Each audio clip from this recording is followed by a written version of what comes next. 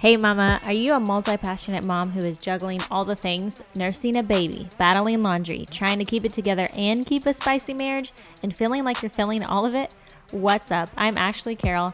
I'm here to hold your hand through this process because I believe when you're ready to take control of your life, beat the limiting excuses, step into your own power, you can not only survive, but you can thrive. But you're gonna have to show up for yourself. It's time for me to tough love your way through prioritization, taking self-care seriously, getting rid of excuses, reconnecting with your family, kids, and spouse, and quite honestly, learning to love the chaos because the glory is in the journey. It's in the mess. In this podcast, you will find balance for busy mamas, navigating mom guilt, time management strategies, and everything in between with no fluff and lots of fun.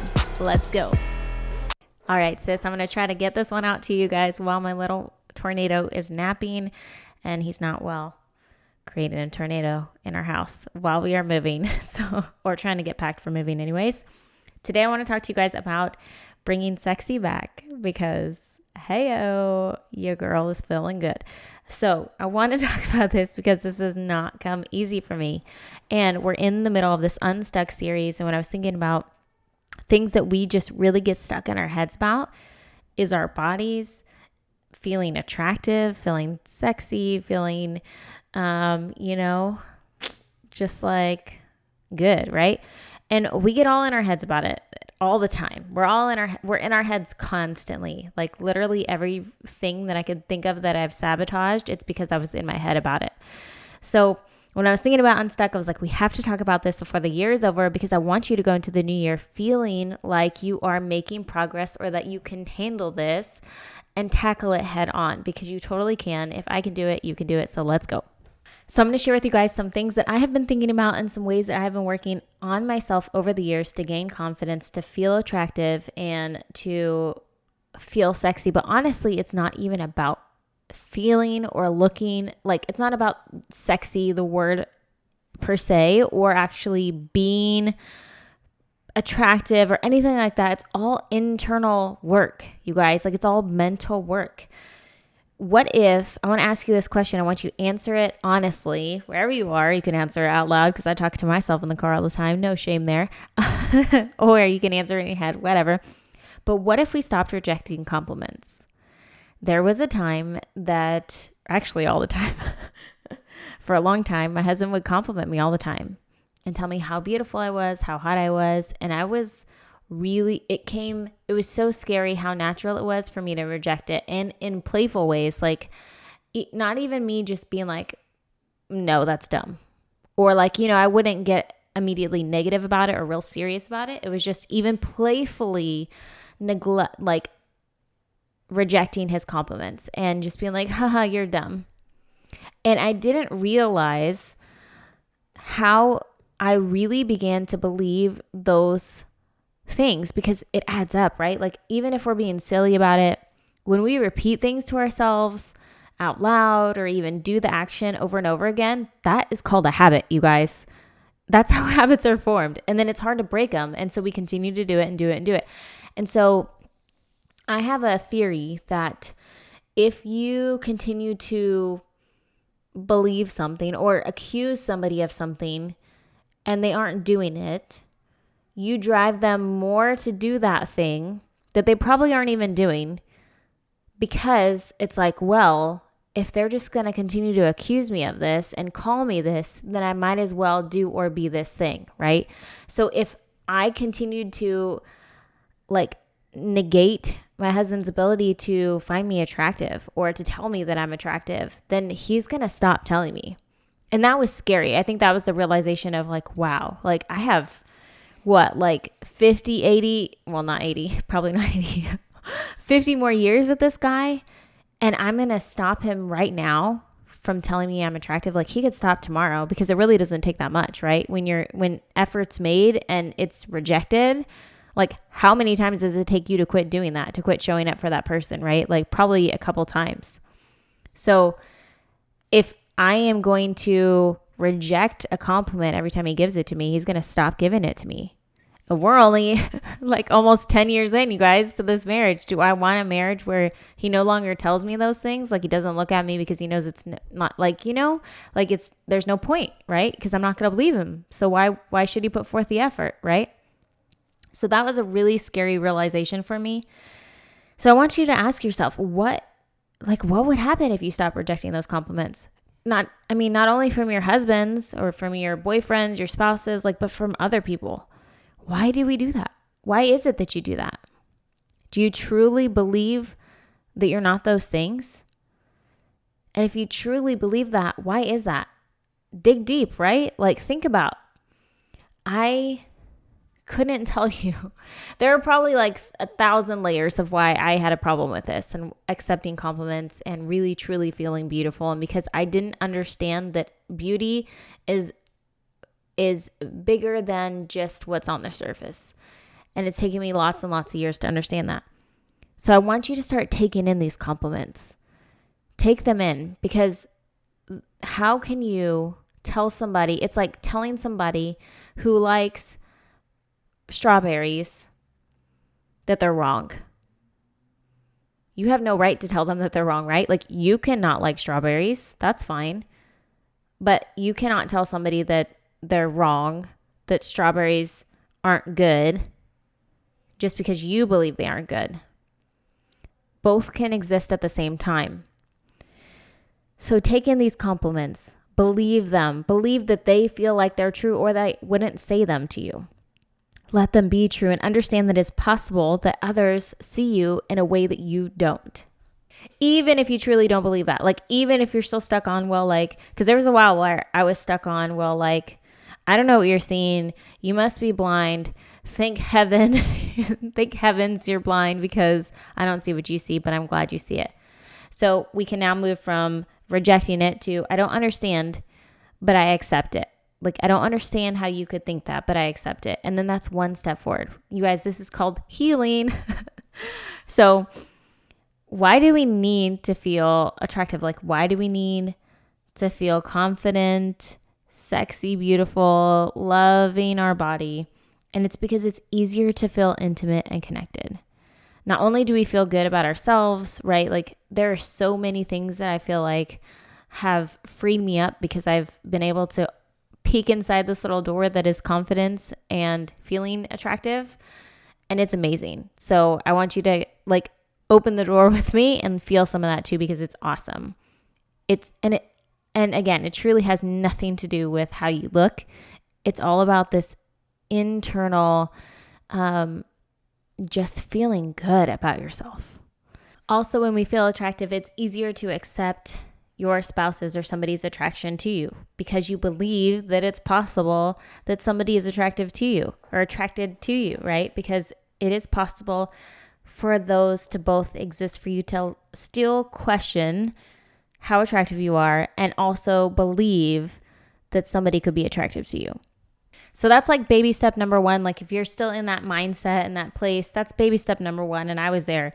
And then it'll graduate, because you need to get out of your head and do the work, right? So we're going to stop pushing other people away because we feel unworthy.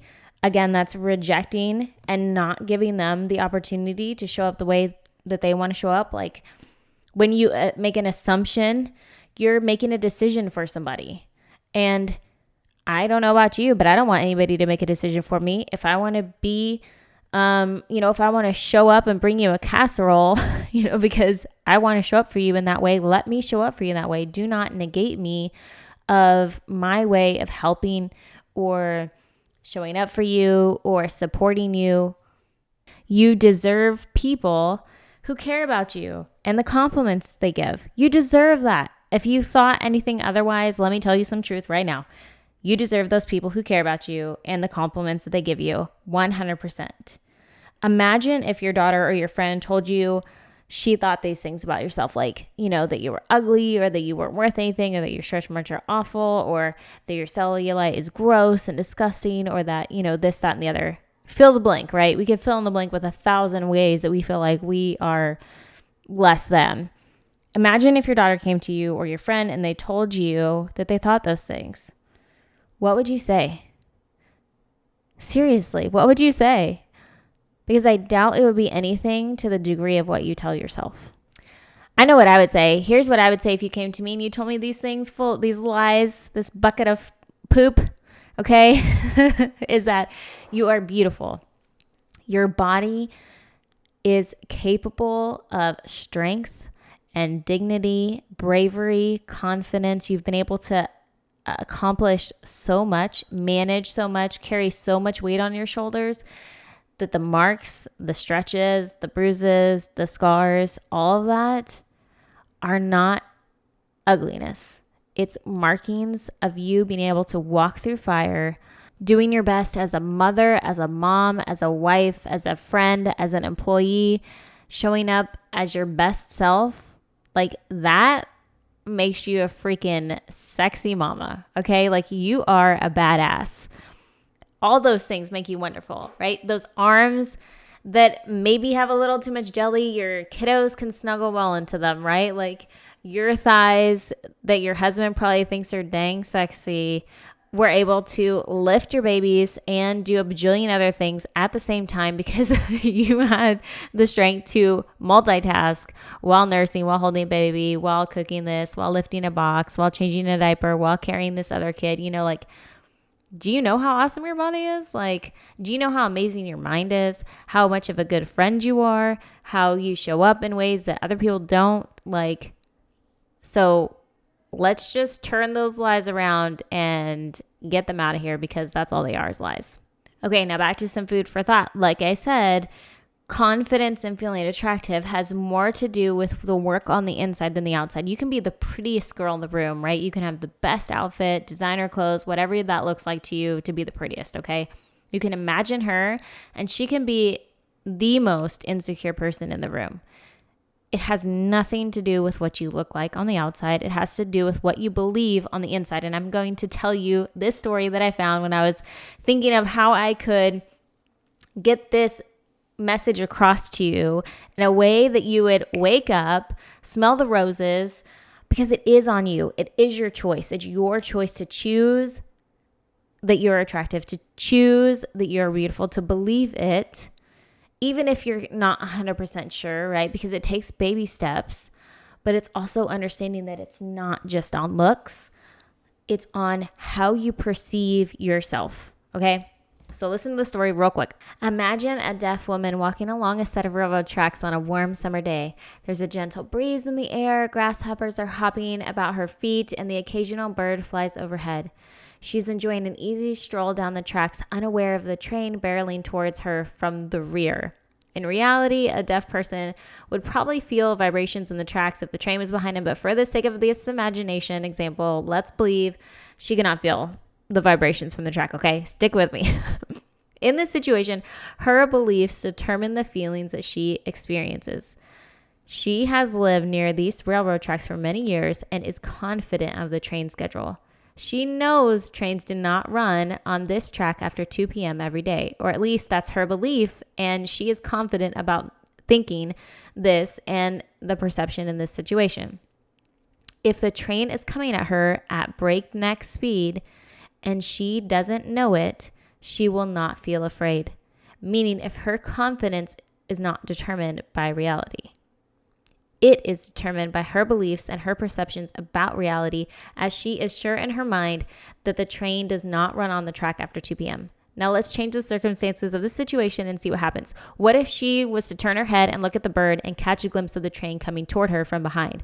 Her feelings would instantly change. In less than a second, her sense of safety and confidence would crumble and she would scramble off the tracks in sheer panic, right?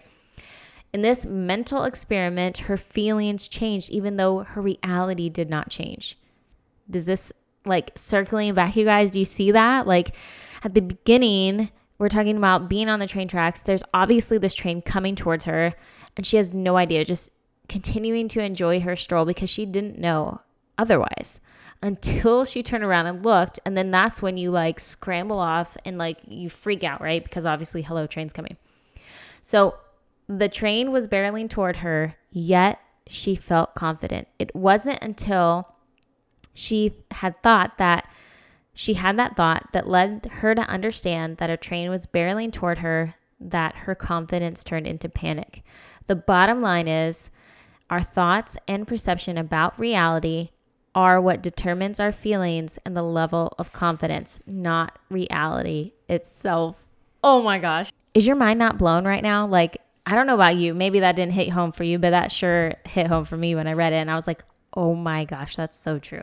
Speaking of perception, there is a great tool called TikTok, Instagram even, but I would be wary of Instagram. But TikTok has had an amazing influence on a recent photograph that I sent my husband that I would never have done in a million years. Like maybe when I was dating, when I felt like I was something, or like when you're in the game, you know, pre-kids and you're all about the chase and you like put yourself out there a little bit more than you do now.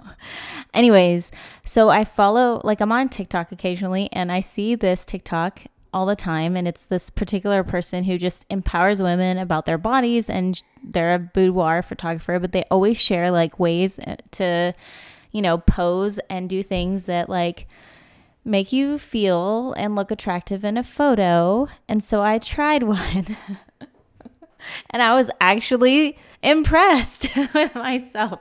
And I actually nervously, like almost threw up in my mouth, sent it to my husband. Like I took it and sent it so quickly that I couldn't not do it. But in doing it, there was a sense of empowerment and a sense of just like confidence that happened from that. Not only from just the action itself, but also because I was like, you know what? I look dang good for having 3 kids. And, you know, I still had my hair in a mom bun. Like even at that, I was still like, dang, she looked good. Right? Like I was like, maybe he's on to something here. Okay. Like maybe I need to start listening a little bit more, taking it in a little bit more, believing it a little bit more. Right. So I'm just saying perception is everything. So yes, I am totally advocating for trying out some of these poses and trying it for yourself. Y'all, I did, like, you can even do it in a dimly lit room. That's what I did. I made sure that there were shadows, okay?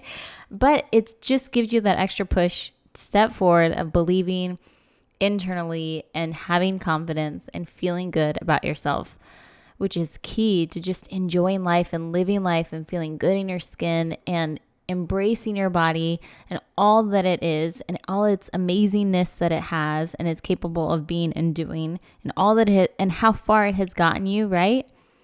So take care of yourself because nobody is going to do it for you. That is like my third, I don't even know, I wasn't counting how many things or tips to take away here, but take care of yourself is one of them, okay? Like buy the lotion that you enjoy. Listen to the music that makes you feel good. Buy the undies, okay? Also, here's what I used to get caught up on because I was trying to fit a particular store and I felt that I was failing if the store could not provide things. Like I would go to Victoria's Secret and try on things and be utterly disappointed. Like I would leave there more crushed than when I walked in because I was trying to fit them. And I felt like I was failing them if I couldn't fit into what they had. No, sis. You need to find a shop that fits you. It ain't you. Their products just are not right for you. You got to find what's right for you. I don't try on a 7 shoe and get PO'd because it ain't an 8. I go out and find the size 8 because that is what's right for me, right? Or whatever size shoe you are, okay? Do not waste your time chasing a perfect body that doesn't exist. It does not exist. Okay. Even the purchased bodies out there, you've seen those scary memes that are like, whoa, watch out. This is what happens when you do this. Or like botched, blah, blah, blah, right? It doesn't exist. Okay. And even when you try, or even the people that are close to you, there's so much internal work that still has to be had that even with all the physical and outward work that's done, if the internal work isn't done, it doesn't make a difference. Do not waste your time chasing or wishing for a perfect body that doesn't exist. My body, your body may never look quote unquote perfect because you are the one who determines what that looks like. And since there is no such thing, you're just setting yourself up for unrealistic expectations that basically are made up in your head.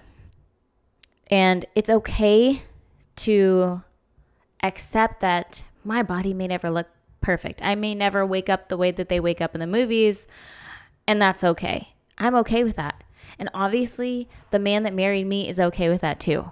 So this is going to be a quick episode because my little man is already up, and I hope that in the short amount of time I made an impact on you and helped you and kind of inspired you to take steps forth in believing and truly embracing the beauty that your body is and feeling attractive and confident. And to sum it all up, let's go with confidence has nothing to do with what you look like. So remember that. Internally believing that you are the best. It's all about your mindset and perception, right? So take the photo. Take the photo, guys, because maybe you'll see something that you can't see yourself.